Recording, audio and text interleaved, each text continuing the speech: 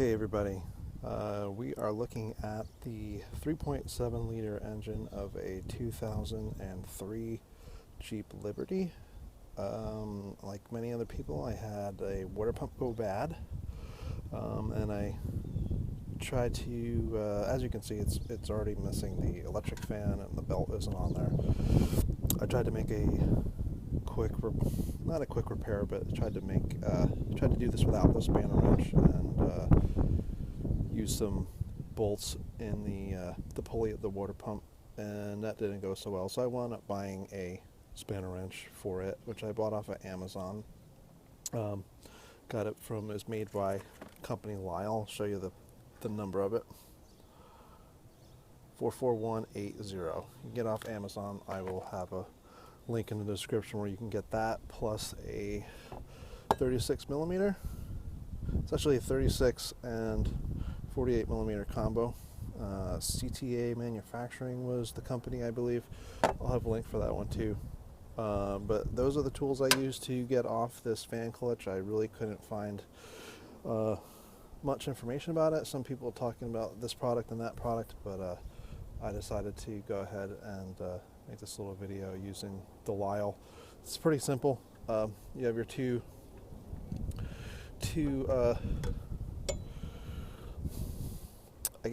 little pieces coming off of here that you are gonna put down onto there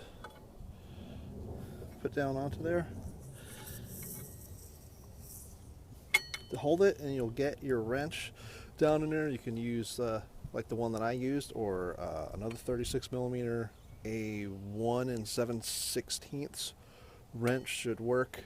It is a counterclockwise regular type thread, so to get it off, it's lefty. Tighten it, it's righty. Straightforward, not really that big of a deal. Once you loosen it, you can generally spin the fan and you can back it all the way off. So I will probably might add in a little bit more about doing the water pump to this video. I'm not totally sure at the moment, but just wanted to get a little bit of information out there for people. Again, the links will be in the description so you guys can see where they're at. By the way, the Lyle wrench was $33.78, I think, and the wrench was about the same, but I don't recall the exact price. I think total I paid $70 with tax. Free shipping because I have Prime. So if you don't have Prime, you'd have to pay for shipping unless you wanted it to take a while longer to get to your house. So, all right, guys, have a good day. Also, another thing, like on this, you see there's a lot of gunk on here. All you really need to take on that is some Scotch-Brite and scuff this stuff up.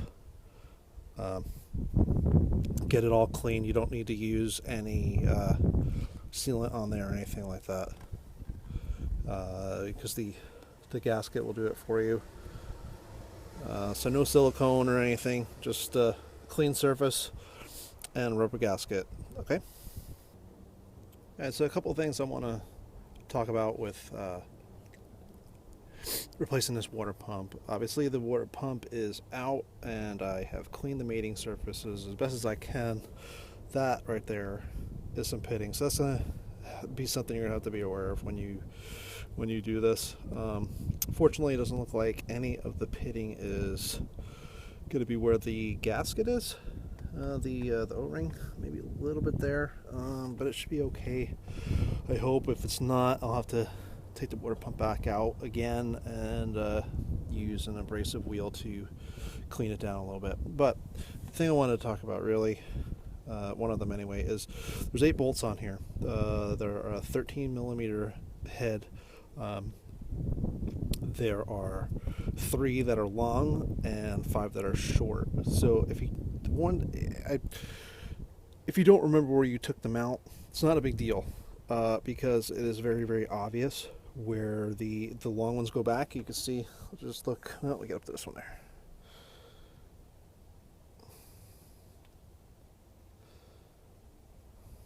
Having a little trouble focusing on there, so I'll go over to this one here.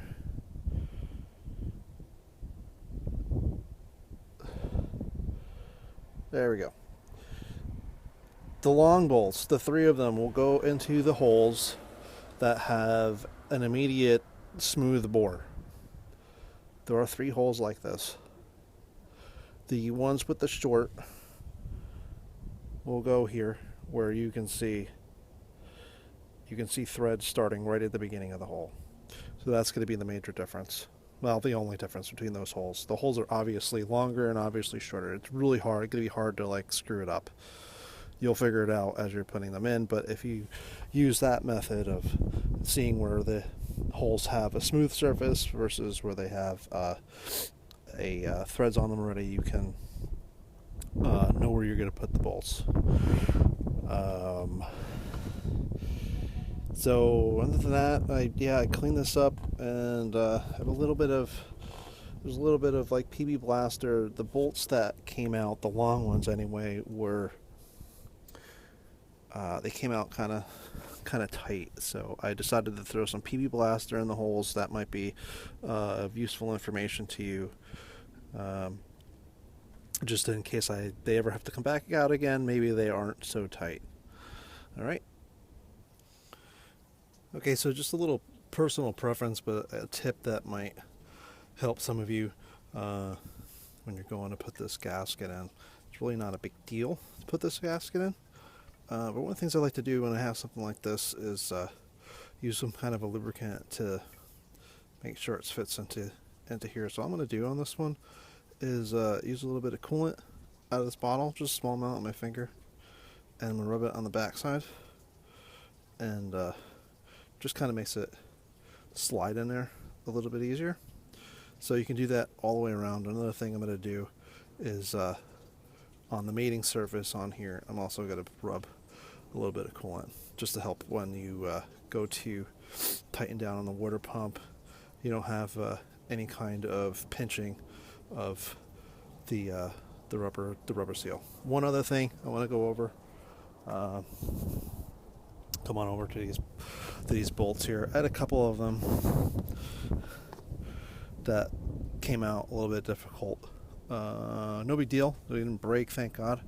I think somebody has been into this car already with this water pump. Not totally positive, but what I'm going to do is spray all these bolts and the threads in the engine block with a little bit PB Blaster to make sure that they don't seize up in the event that I had to take this out again. So just little helpful hints. Okay, so just a little personal preference, but a tip that might help some of you when you're going to put this gasket in. It's really not a big deal to put this gasket in. But one of the things I like to do when I have something like this is use some kind of a lubricant to make sure it fits into here. So all I'm going to do on this one is use a little bit of coolant out of this bottle, just a small amount on my finger, and I'm going to rub it on the backside, and just kind of makes it slide in there a little bit easier. So you can do that all the way around. Another thing I'm going to do is on the mating surface on here, I'm also going to rub a little bit of coolant just to help when you go to tighten down on the water pump. You don't have any kind of pinching of the rubber seal. One other thing I want to go over. Come on over to these bolts here. I had a couple of them that came out a little bit difficult. No big deal. They didn't break, thank God. I think somebody has been into this car already with this water pump. Not totally positive, but what I'm going to do is spray all these bolts and the threads in the engine block with a little bit PB Blaster to make sure that they don't seize up in the event that I had to take this out again. So just little helpful hints. So I always love the wisdom of automotive manufacturers. Nothing is quite as funny to me as a weep hole that's on the top of the water pump. When the seals are going bad and you have a weep hole to let you know that is going on, you would think that you'd want that hole on the bottom. And no, it doesn't have one on the bottom. It only has one on the top. Kind of doesn't make much sense to me, but That's the way it is. The water pump is in. All bolts are tight. It's 40 foot-pounds on the bolt. If you're pretty experienced, you kind of know what that is. If you're not that experienced with doing these types of things, get yourself a torque wrench and torque these down to 40 foot-pounds, kind of using diagonal pattern to seat the water pump as going on as flat as possible to the block. And the next thing I'm going to do here is I already have that idler pulley on, and I'm going to get this fan back on.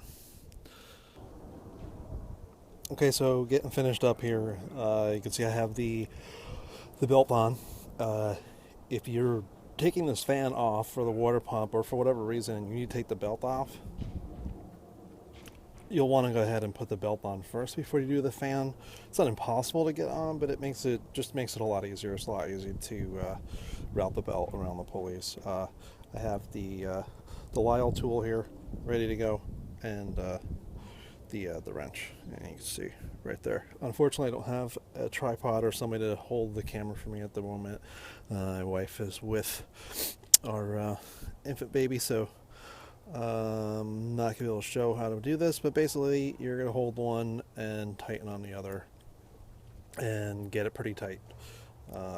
It's not holding the car together, so it does not have to be like some really high ridiculous torque, but you want it tight enough. It's unlikely it will come off if you get it tight enough, because the engine spins the same way that it goes on, so it's not going to loosen up on you.